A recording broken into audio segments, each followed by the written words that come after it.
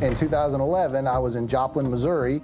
I'm an orthopedic spine surgeon. I did not get to the hospital till the afternoon. When my neighbor who across the street, he walked across the road and chatted for a second, and he said, well, there's supposed to be storms later. You better drive your old car.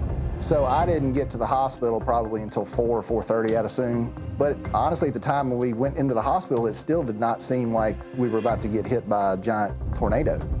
The actual first indication that something was kind of awry outside was right after we put the patient to sleep for surgery. They called what's called condition gray, which means there's a severe weather threat. It doesn't mean a tornado's touched down. It just meant that the conditions were right.